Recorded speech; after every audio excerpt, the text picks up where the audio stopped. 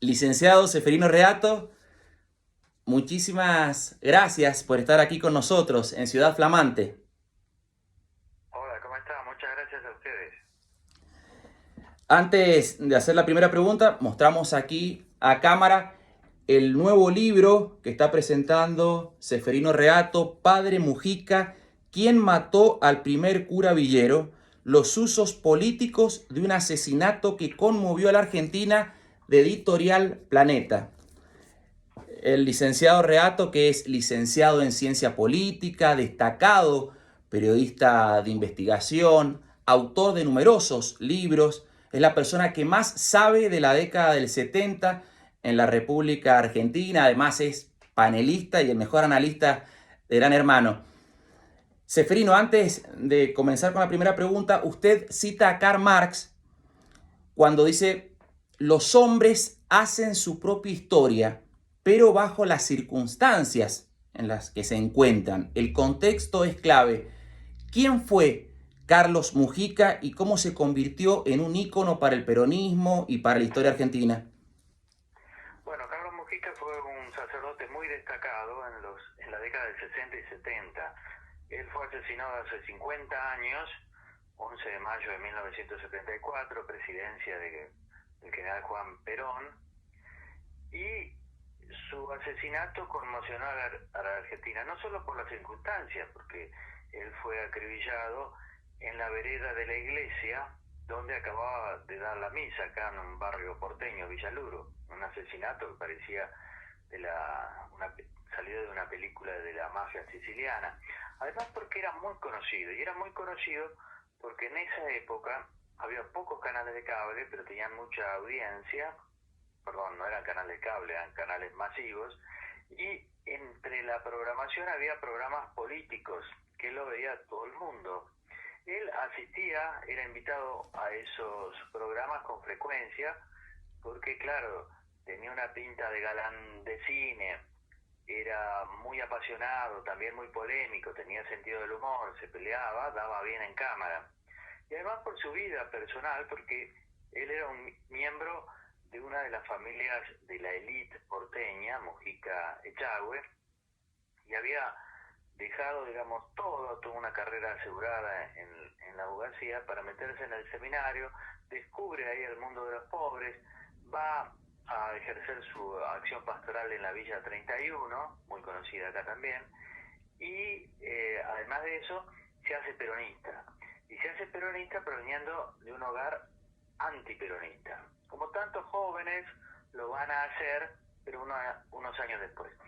Y a mediados de los 60 es uno de los curas progresistas, que fueron unos cuantos, que le dio mucho aire a aquellos jóvenes que después iban a fundar y participar de los principales grupos guerrilleros, en especial de Montoneros.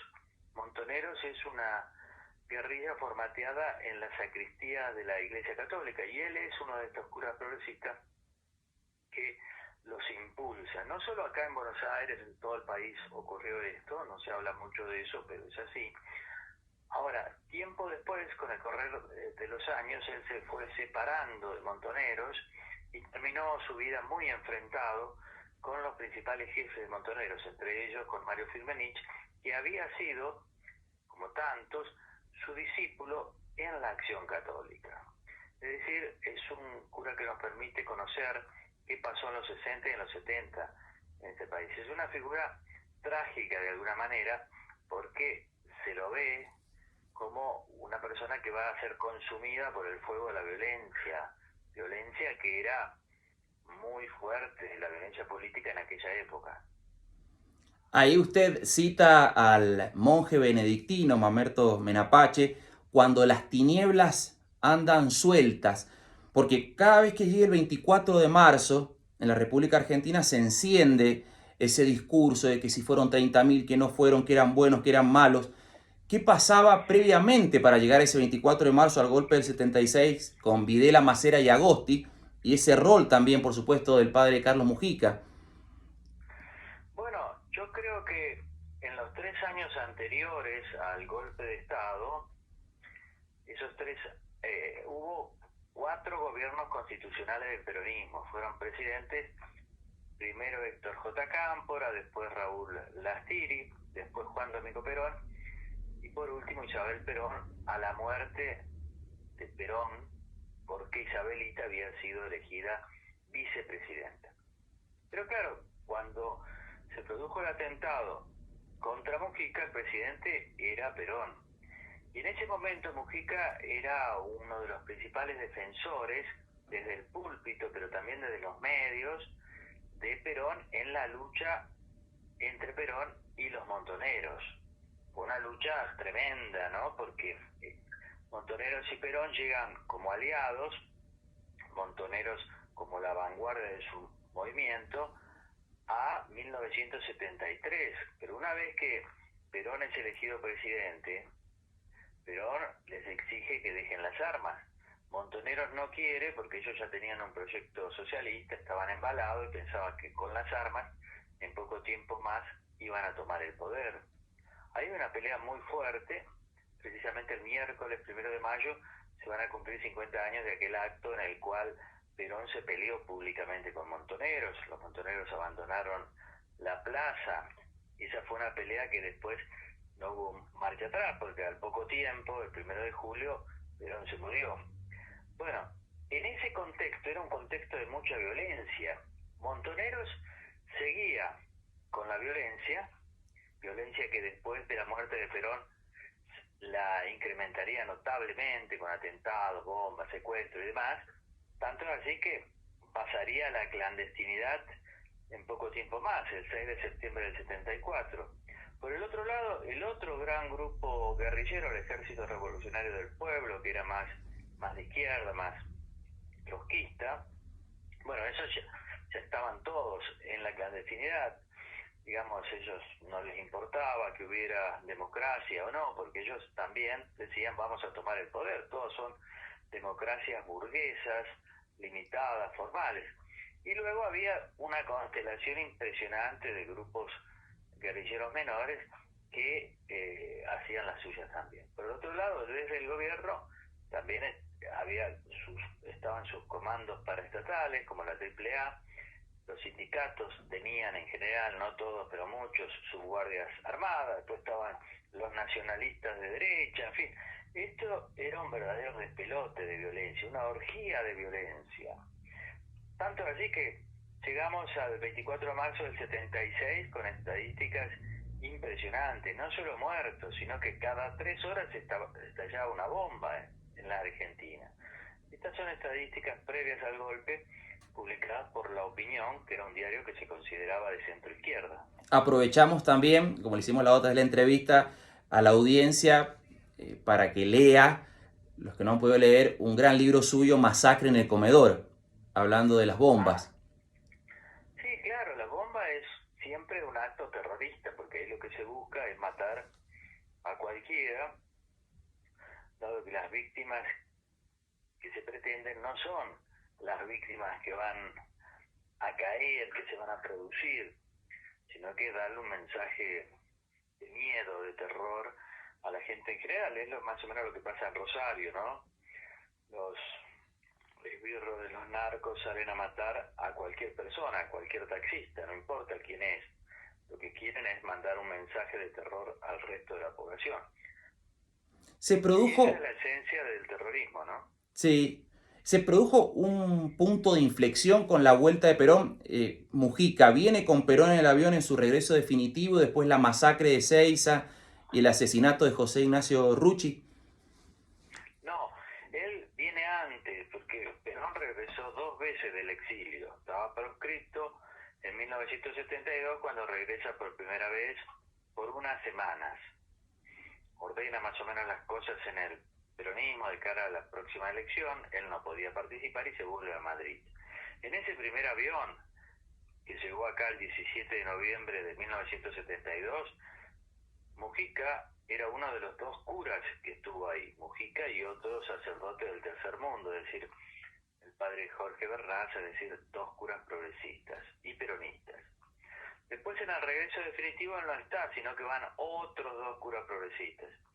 Él está en todo momento al lado de Perón, porque incluso Perón quería hacerlo ministro o que fuera diputado, pero él en realidad era un cura, y le gustaba mucho ser cura. Las jerarquías eclesiásticas lógicamente estaban en contra de que los curas participaran en cargos en política, ¿no?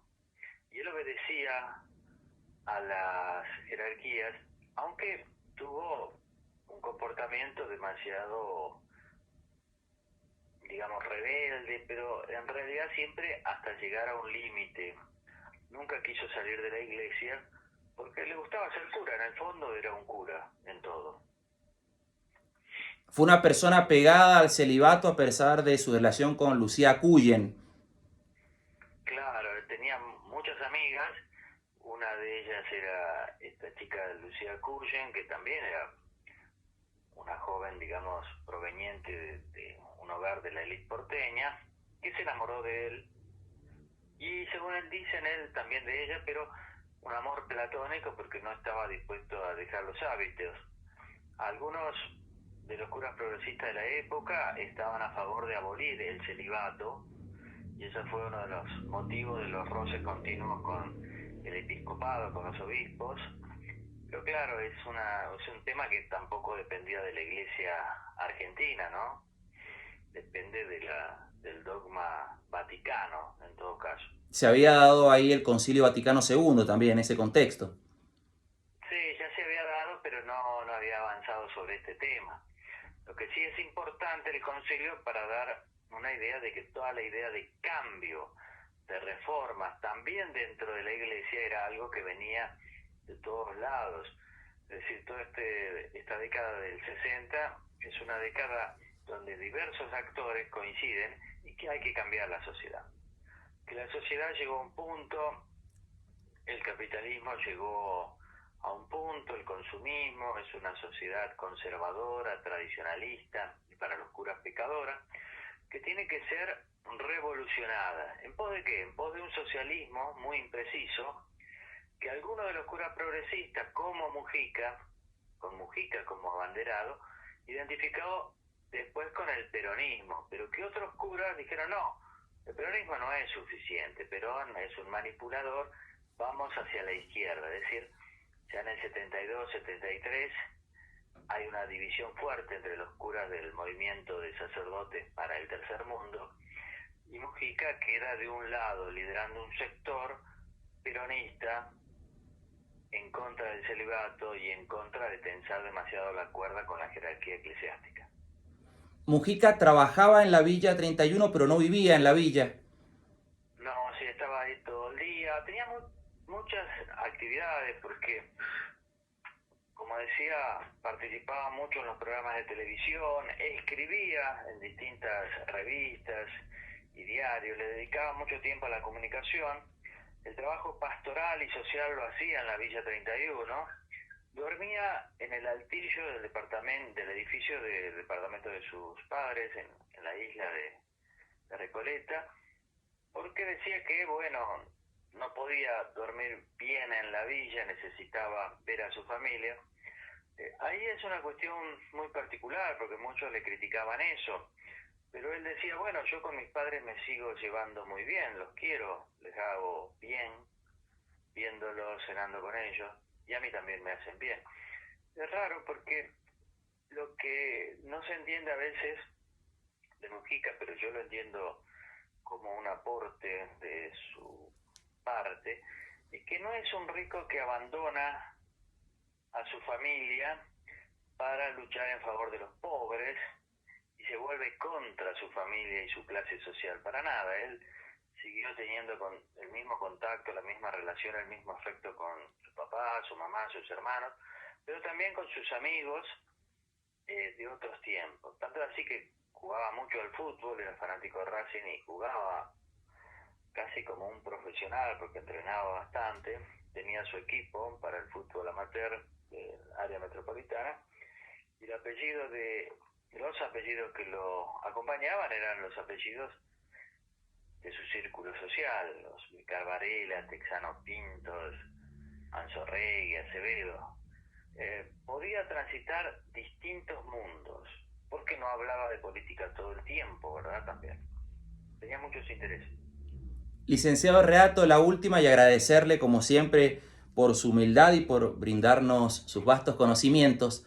¿Por qué tenemos esa obsesión, no solo la clase política, sino los argentinos, en no buscar la historia y tal vez la memoria, en tratar de acomodar el presente a nuestros intereses, que es lo que usted destaca tanto en el libro?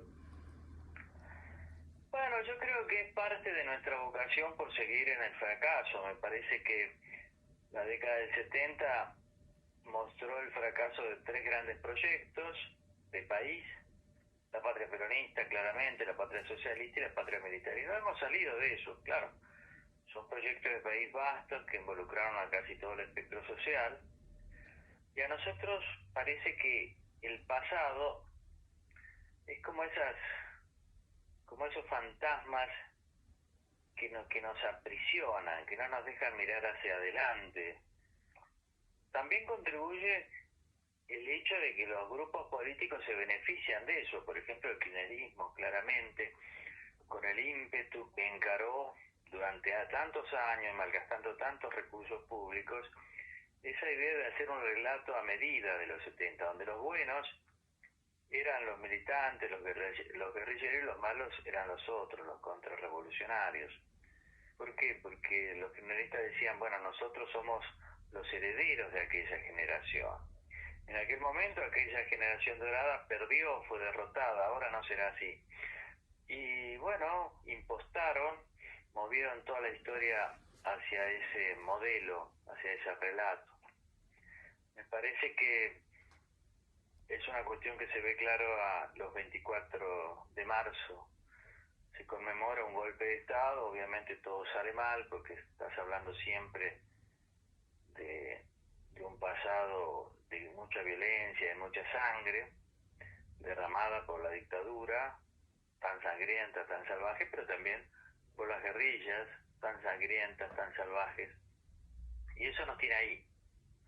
No vemos otras cosas, vemos que salimos de la dictadura el 10 de diciembre, pero el 10 de diciembre es una fecha que no nos gusta, porque los peronistas, digamos, perdieron aquella elección, nunca quisieron juzgar a los militares, indultaron cada vez que pudieron a unos y otros, y ahora a Milei tampoco le gusta Alfonsín, solo habla del Alfonsín del fracaso económico, no habla del Alfonsín que juzgó a los militares y también propició el juzgamiento de los líderes guerrilleros. Entonces, entre unos y otros estamos siempre naufragando el 24 de marzo. Vamos a ver qué pasa el año que viene, pero seguramente aprovecharán unos y otros para hacer sus relatos acotados de la historia.